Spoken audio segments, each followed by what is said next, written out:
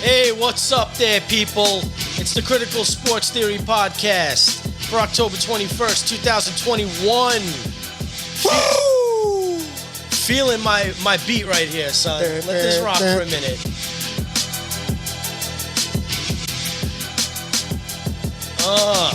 Feel that right there, son. What's up, Adam? Chilling, man. Just enjoying the moment. I'm ready for this fight on Saturday night, man. Jamel Herring against Shakur Stevenson. It's like almost like a family kind of fight. Like it's like two cousins fighting almost. What? Because are they from the same camp, or they just have some affiliations? Both. They're both top ranked guys, and they're with the same. They're really in the Bud Crawford camp. Those are like two of Bud Crawford's. It's weird. I'm kind of interested to see who Bud's going to be kind of rocking with in this fight, because Jamel's his boy. He actually promotes Jamel Herring, the WBO super featherweight champion, who's defending his title this weekend as an underdog against Bud's other boy, his protege, Shakur Stevenson. So, yeah, I'm interested to see who Bud's going to be kind of leaning towards. Well, Shakur Stevenson said in that the pre-fight, they had like their little conference or whatever. Yeah. He said something as, I can't wait to beat the rest of his team after he runs through this dude. Whoa, who's he mean? Do you think he's talking about Bud? I doubt that.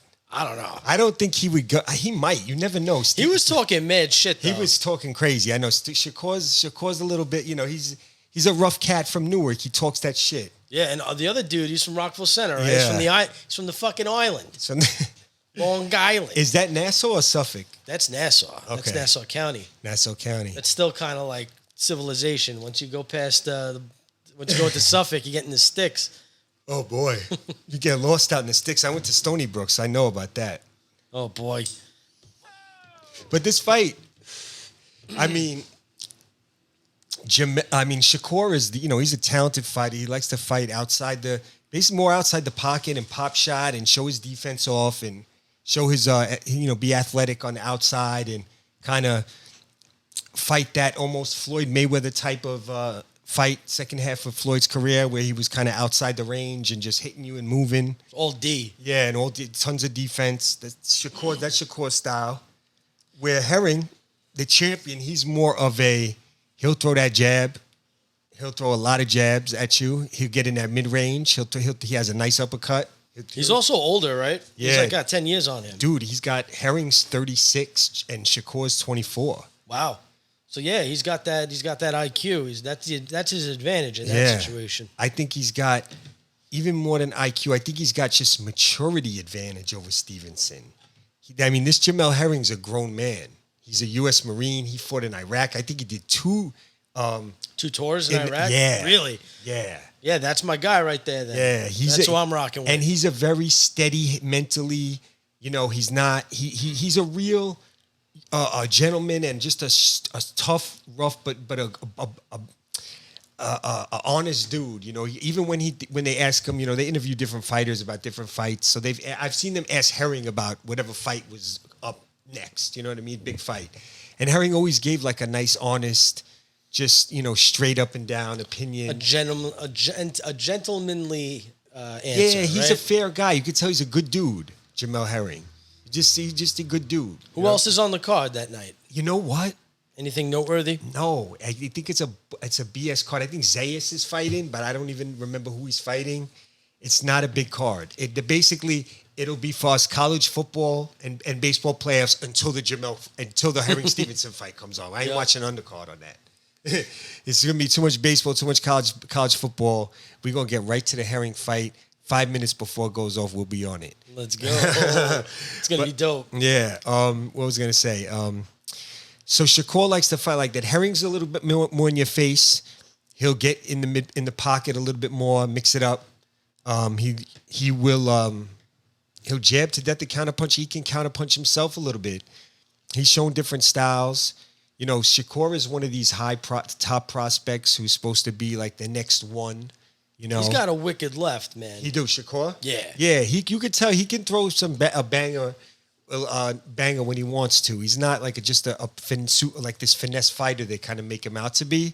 But he does try to play it safe a little bit on the outside. And I think that's where Herring is going to try to is going to try to take advantage of. That's his angle in this fight. Okay. Is to kind of turn it into a dog fight a little bit and test to see if Shakur's got that chin. Because look, Herring's just beat Carl Frampton. Definitely the best win of his career. And that was he looked really good in that fight, his last fight. Before that, he beat a Kendo, solid guy, been around a while, tough fighter, beat him solidly. And then he had that kind of controversial fight against Lamont Roach that he won, which he was coming off COVID. But Herring, to me, won that fight. A lot of people saying Roach won. I don't think so. I thought Herring, people forgot the first 4 or 5 rounds, Herring won all of them. So, I don't see where Roach won that fight. Some people think that. I don't. I think Herring, sometimes you get a guy who's a little bit older, like Herring, but he's not beat up. Like, he didn't fight all that time. He was in Iraq. He was doing stuff. So he's not, to me, he's a young 36, where he's almost kind of like just peaking now. Like when he beat Ito for the title, and since then he's been peaking. He's been fighting better fighters, fighting better. So I feel like it's not one of those cases where you got a young guy fighting against a declining older guy. Like, to me, Herring's not declining. So that's where I kind of where people could get fooled in this fight by this. Breaking down the fight, I could see where people like Stevenson, fights from the outside real quick. You could sell everything. He's a natural fighter. He was also an Olympian. I think he either won the silver or the gold. I'm not sure. I think he fought in the gold medal match, and I think he might have lost a close fight or something like that. But so yeah, people love their Olympians. So he's definitely got the battery in his back. He's definitely one of the top ranks. Like, yeah, and he's the younger buck too. Yeah. So people are going to be rooting for him. Yeah, and this is a big deal for him because if he wins this fight, that definitely bumps up his stock. Yeah, it'll kind of make official like all the hype. Yeah. It'll be the hype will make a little more sense if he can beat Herring. But I don't know if he's going to beat him though. Me neither. And you want to know what the greatest thing about this fight is? Herring is plus 635 right now. He's going off around 6-1. The champ is the 6-1 underdog. Yeah, if you can believe it. Yeah. I already have a couple of parlays where Herring is the anchor. Where if Herring wins, I win the Usyk Herring parlay I have a Usyk Fury Herring parlay and a Usyk Fury Helenius Herring parlay. Yeah, it's a pretty sick parlay. Right yeah, there. 3 of them. So yeah. I'm with, because as soon as I saw this, as soon as I heard about this fight, I knew I was running with Herring. Because, and I'm gonna tell you why. It's more on Shakur's side. You see, back when he was the WBO featherweight champion at 126, Shakur, that division was hard for him to get a fight. First of all, you had the WBA and the WBC champions were Leo Santa Cruz and Gary Russell Jr. respectively. Now, those guys fight on the PBC. Shakur fights under the Top Rank ESPN label. So we know in the boxing game, we all know what that's about. That's that whole across the street. Al Heyman, PBC, Bob Arum, ESPN. They don't really, get along. They have a little beef. So it's hard for them to unify those promotions. But see, the thing about that is that I think that's all PBC. That's all PBC not wanting to lose the belts to the other side. Because you could tell, like, they hug their belts. They only want to fight in-house. While top-ranked guys will fight Golden Boy fighters. They'll fight Eddie Hearn's guys at Matchroom. So Shakur, when he was the champion at 126, those kind of fights were off the table. Really, the only unification fight he could have got was Josh Warrington, the IBF champion. So Shakur, knowing that, was calling out Josh a few times, like, I want to fight Josh Warrington. I'm going to unify, blah, blah, blah, blah. I could beat him, yada, yada, yada. He had said things about the other champs too, but he kind of keyed in on Warrington. And to his surprise, Warrington sent him a contract to come to Leeds. And they had the arena picked out and everything. It was a legit Frank Warren contract for Shakur to unify. So I'm thinking, Shakur's been running his mouth, had Josh Warrington's name in his mouth a lot. So I figured, this is about to go down, this fight. I'm like, this is going to be dope. Nice unification. We love unifications. Of course, yeah, hell yeah. So then ends up is that Shakur doesn't take the fight for some reason. He welched? He basically, Jeez. He kind of got a little cold feet. I kind of hope he gets his ass kicked now. dude. He like, yeah, and you know what? Of course, they had the channels that were supporting him and trying to make it seem like he didn't do that. They had a 32,000 in the arena in Leeds in Great Britain, and it was going to be definitely Shakur's highest payday. Plus, he was going to get some gate, 32,000, and he didn't take the fight. Ended up trying to fight Mariaga, then he fought somebody else. He definitely fought someone not even close to that range. So to me, it's like, don't talk about a fighter like Warrington and then deny the contract. You're supposed to take that fight no matter what. So to me, that's a negative towards his boxing aura, because now we live in it. We deal in this time here in boxing where these guys, like, they try to, the thing they do is try to act like they're going to fight and try to manipulate the media and the fans through the media. And they try to talk all this, he's ducking me, and they make it seem like they're going to fight, but they don't really fight. The guys who they're supposed to fight. So to me, like, that's a big issue in boxing. And for Shakur to do that, he's just another one of these guys that pulls that bullshit. So now he thinks he's going to come up and take Jamel Herring, the Semper Fi Marines belt. I don't think so. I'm taking Herring in this fight, and it doesn't have so much to do with the actual boxing setup, the styles and the boxing. It has more to do with intangibles, maturity, and just, your karma, your boxing karma. I think Jamel is too mature in this fight, mentally mature. He's been through real shit. And you heard he was in Iraq, bro. Yeah, 2 tours, right? Yeah. Fuck.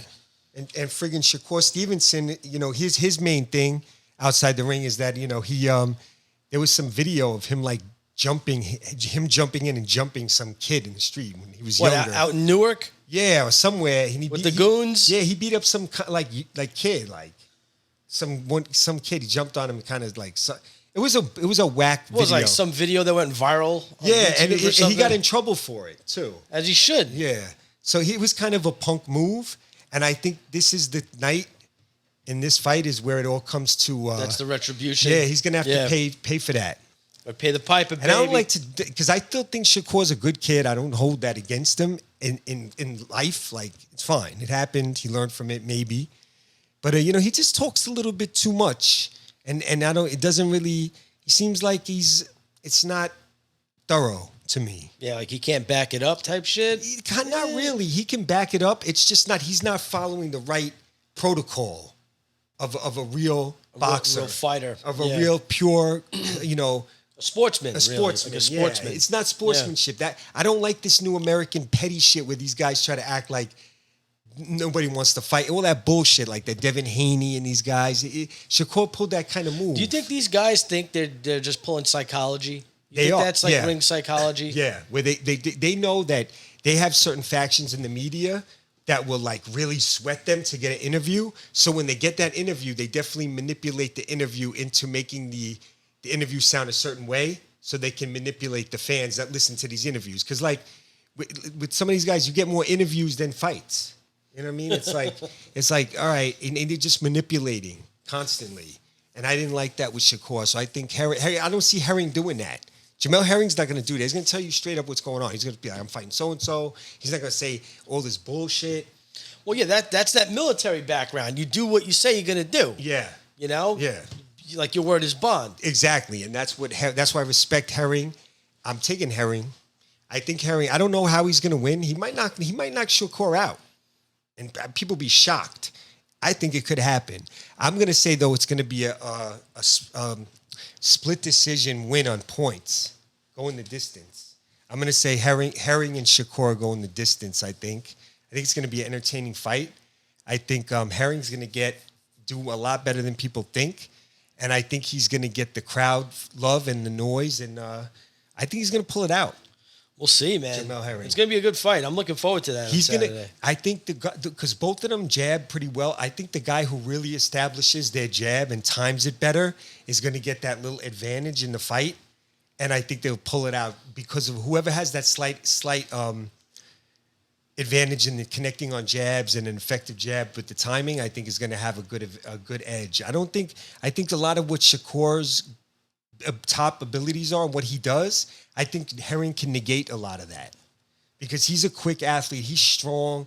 He's got a good chin. He's long, He's a little taller than Shakur, too. A little rangier. I think that's going to play a part in the fight. And I think Jamel's going to be okay in deep waters and tough times. I don't know about Shakur, maturity-wise. I think if he gets put under in a little bit of... I haven't seen Shakur in any kind of trouble, any kind of where it's like a tough spot. Where he had to battle back and kind of dig deep. Yeah. And really pull it out. Yes. Well, this is his chance to prove that shit. Yes, it is. This is going to be a defining fight for him. Yeah. 100%. Win, lose, or draw. So it's very. I'm looking forward to this one, man. Yeah, it's gonna be good. I mean, but betting wise, plus 635, I got to take Jamel Herring. Yeah, that would be ridiculous not to. Yeah, to me, this is too close of a fight for one guy to be that big of a favorite. Yeah, that's just me. So yeah, I'm rolling with Herring. We got some football tonight. Yeah, bro. Some Broncos Browns. Yeah, I like the Broncos coming into this game, but they're definitely down 10-0. So we'll see what happens the rest of the game. I don't think it's over yet. But I definitely was liking I'm not going to lie, I like the Broncos. I like because they had the 2 running backs. I don't think Nick Chubb, I know Baker Mayfield's not playing. And I think Case Keenum's a good quarterback. So it's not because of that. But I don't like them without Hunt and Nick Chubb and 2 tackles. But so far they're doing okay. And I do love SMU tonight. That's the one game I love. SMU over hosting Tulane. Tulane, yeah, baby. Yeah, and it's 14 points. But look, SMU, they have to stay undefeated because they got to have a showdown with Cincinnati. That'll be a big game later on in the season in the American. And I think against Houston next week, I believe they play Houston next week. If Houston wins this week, SMU Houston's a big game in the American. So, yeah, college football tonight. Don't sleep on the American Conference with friggin' Cincinnati, Houston, SMU. They got a big top 3 right there. I'm going to also say I'm disappointed because Coastal Carolina lost yesterday. They lost? Yeah, they were number 14 in the country. They jumped out 14-0.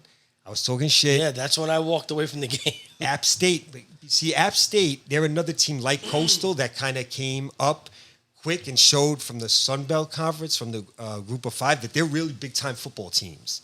So them losing at App State is not a bad loss.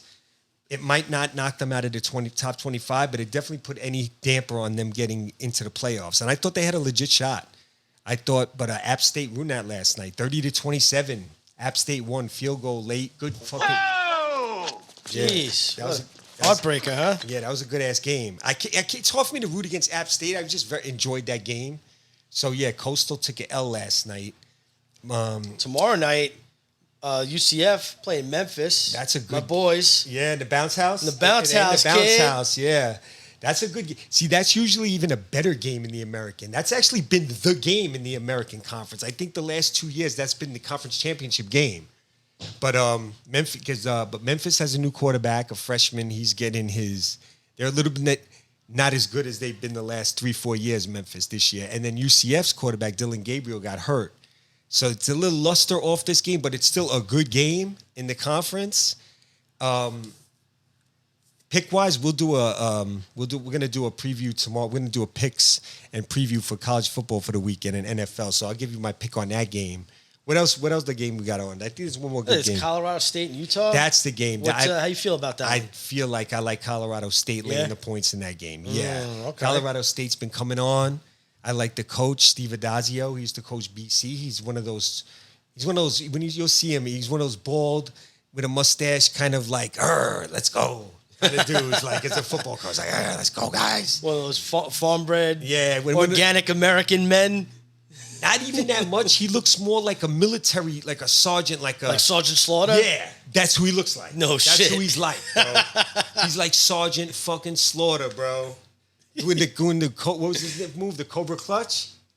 No, that was the Sheik. No, that's the Camel Clutch. Yeah, but didn't he do the Cobra Clutch? No, that was Corporal Kirshner, I think. No, that was Sergeant Slaughter. Yeah, he did the Cobra Clutch. He looks like he'll give the Cobra Clutch to one of his running backs if they fumble. Who's his offensive coordinator, Mustafa? Yeah.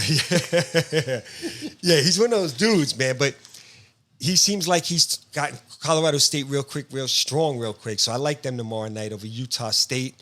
There's also Washington and Arizona.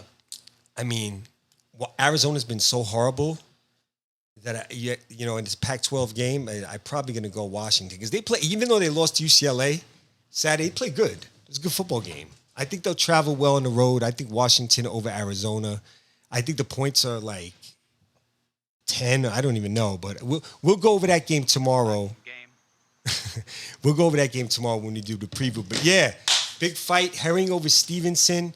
Also, in other quick news, Dillian White's fight against Otto Wallin, which was next week, which we were going to do a preview show for, it's been canceled. I think Dillian White has a shoulder injury. I've been hearing rumors that he doesn't even need to take the fight to get the Fury fight. So he's going to just skip this and go to the Fury fight. That's the rumor. He's injured. That fight is dead.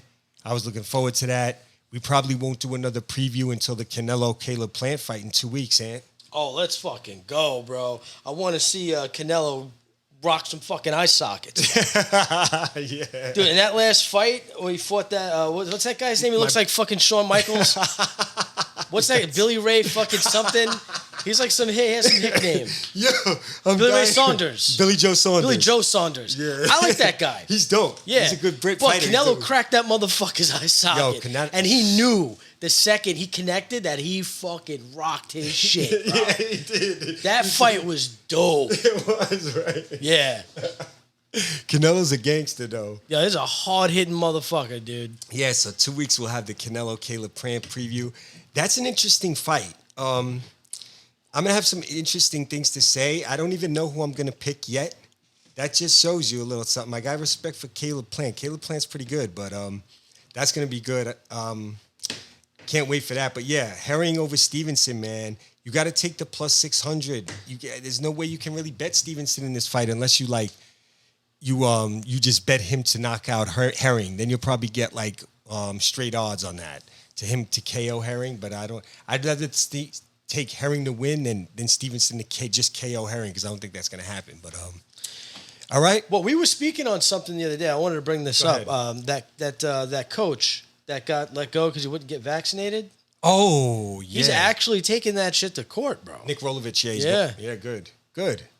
Good. Sue the fuck out of that school. Washington State. Some bullshit. Seattle, Washington. That's when they fucking had the fucking Chap. And remember Chap last summer? It was Chop? It was Chop. Yeah. Chop. That little drum circle of misfits. Yeah. Fucking... They took bunch of fucking losers. Yeah, didn't they take over like 6 blocks and what were they calling those? The neutral zones or some shit? Some bullshit like that. Seattle. So yeah, Washington's one of those states, man. Washington State. They're like serious, super woke right now. Like they're more woke than, I don't know, somebody who's been fucking doing meth for 72 straight hours. That's fucking woke. They're awake. Yeah, it's not even woke. So fucking, shit. Yeah, so I hope he sues the shit out of them and walks away with like $100 million. Fuck that school. Fuck the money. It set the precedent. Yeah, you got to fight back. Yeah, come on, man. You got to push back against this bullshit. This is nonsense, bro. You can't just fire, you can't just take people's livelihoods. Yeah, and these are athletes. They're healthy. Yeah. It's like there's no 70-year-old fucking grandmas playing football with this dude. Yeah, or coaching. So even if a coach is 60, 70, he's in good shape. They take care of themselves. Nick Rolovich was only 40-something. He's fine. And he was a quarterback in college, so he's not some Were they scared of getting a fucking water boy or towel boy sick? Some out-of-shape diabetic fucking water boy or something? Yeah, some shit like that. Some fucking booster or some shit. I don't know, but it's like, dude, people don't even pass these things to each other like that. These things viruses come through shots, come through blood contact, fluid contact, blood transfusions, just like HIV. All these other things are the same. Flu, herpes, all that shit. I think all that shit's in the vaccines when you're young. I saw a really funny meme. Sorry to cut you off. Go ahead. But there was a picture of Kyrie Irving. It says, y'all let Magic play, but I can't. Yo. That shit had me rolling for a minute. But then I started thinking, I was like, dude, think about that for a minute. You know? Yeah. It's like, where's the justice here, bro? At first, they didn't let Magic play. But then they let him play after they got more information. Remember? Because remember motherfuckers thought you could breathe on a motherfucker and get AIDS. Yeah. And HIV. You can't. But HIV is a virus. Immunovirus. They've been tricking people, man. All viruses are the same in that way. They're not airborne. Because viruses are all called viruses because they have a certain sequence and they have certain characteristics. There are some transmissive viruses, but they're very hard. You basically have to spit down somebody's throat to give it to somebody and like piss in their throat. Like that, you're not going to just, there's no, these air cluster bubbles of COVID that are supposedly floating around in the air, they're not. That's not happening. You remember back when we were kids, like in the 90s, they were talking about SARS in China and how they're scared it was going to become airborne at some point and all that.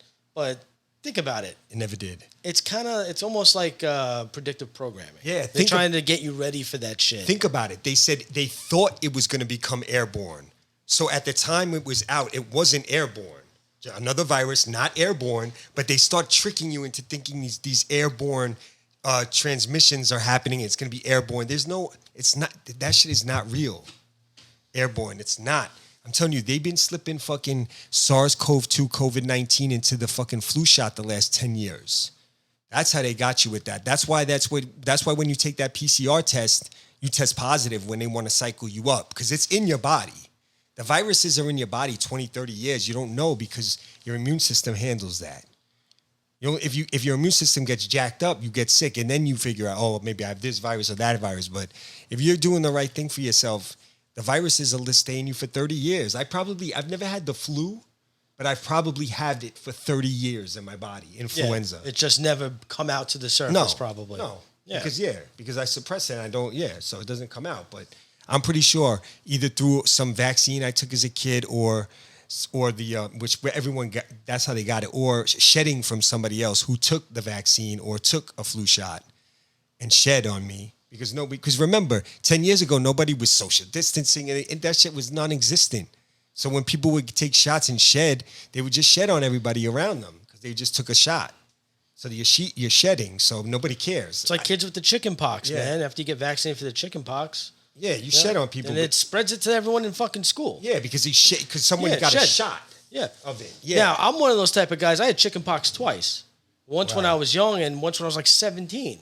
And I was fucking sick as shit. And I was vaccinated for that. And the reason you got it twice is because you were vaccinated. It was in your body. And then when your immune system, that was the one that just went to work. That's why we used to take culture tests for viruses. Remember back in the days when you're a kid, you had to go get a throat culture? Yeah. To see that's the real way you test for a virus. You need to take a culture test to see if the virus is active. That's when you know which one it is and if it's active and which one is active. And that's how you know what you have. There was no other way. Nobody was taking a PCR test for a fucking virus because it doesn't make sense. You can't use that to test it, but they're using it now. For a false narrative and false positives. But in normal society, go back to any year you want to go back to, you had to take a throat culture to see what kind of virus you had, or if it was a virus. But now for COVID, they're not using throat cultures. Can somebody explain that to me? Nobody got an answer. Nobody can answer that for me. Some doctors, they know. They talk about it. How we're not using throat culture for COVID.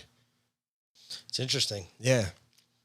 But yeah, that's my take on it. I'll give y'all my Dr. Adams here. Speak on it. Speak on it, bro. Yeah, Dr. Adam pops in and out once in a while. But I'm gonna put him back in in his cage right now.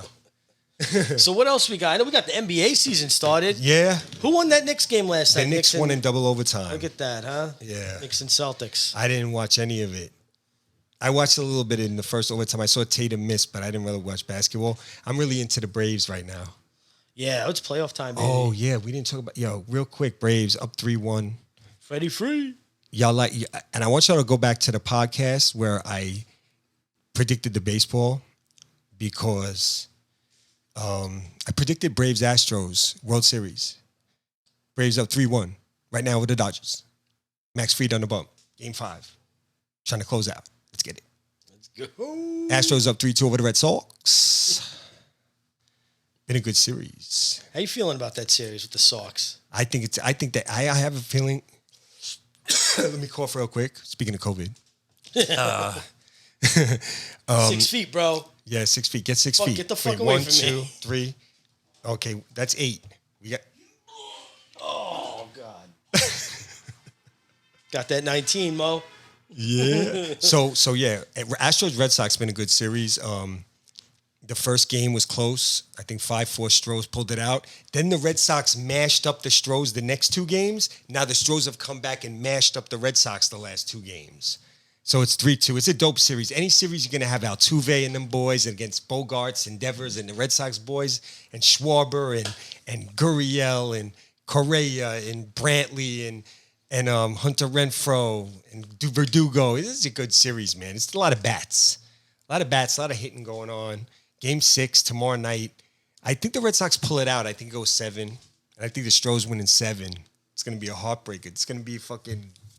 Next 2 games are going to be dope. Hoping the Stros pull it out. And hoping the Braves close out tonight. I'm done with the Dodgers. I don't need to see them. The Dodgers are too dangerous to be playing around with them. The Braves got to finish them tonight. Max Fried on the bump. Finish them out. Dodgers are too dangerous to start fucking around. They blew a 3-1 lead to the Dodgers last year. You don't want to do that shit again. Oh, by the way, Braves were up 2-0. It's early. Freddie Free. Big fly. Dude, 2 or 3 days in a row. That guy's a goon. I like him. He's my favorite player in baseball. Freddie Free. I love him. That's why I like the Braves. That's why part of the reason I picked the Braves to go to the series. You know, he won the MVP in the COVID year last year, but Freddie Free's the funk, man. He's got that short stroke, uppercut stroke. He's got his own. I like hitters that have their own natural swing, not that kind of like, you know, the way everyone stands and the way everyone kind of hits. It's like a conformed thing now. Mm-hmm. When back in baseball, but guys used to have their own batting stance. It was like you'd see all these different batting stances in one game. Now you see one kind of uniform kind of stroke. But Freddie Free has his own short uppercut stroke. He's got his own shit. That's why I like him. He's not, you know, he's got his own style of hitting. It's hard to see those guys now. You see Altuve's like that too, his little batting stance and what he does, but I like those type of guys. Freddie Free, the Braves, I've always just liked them since Chipper Jones and Tom Glavine and Smoltz. We've been on it with them, so good series though, man. The Dodgers, you know, they're dangerous, but I hope the Braves pull it out tonight. Yeah, let's wrap it up then, man. We'll come back with some picks. Yeah, we come back tomorrow for the weekend. With picks. Yep. For the weekend, you know, get your pen and pad ready. Yeah, we're gonna be ready for that. We 9-3 last week, college football. I know I'll be going. I just got to tell you, 9-3 last week, college football. 5-7 in the pros, but it was a weird week in the pros. But college football, we're going hard again this week. That's my algorithm, baby. Can't wait. Let's go. All right, y'all. All right, later, Good pod. Peace.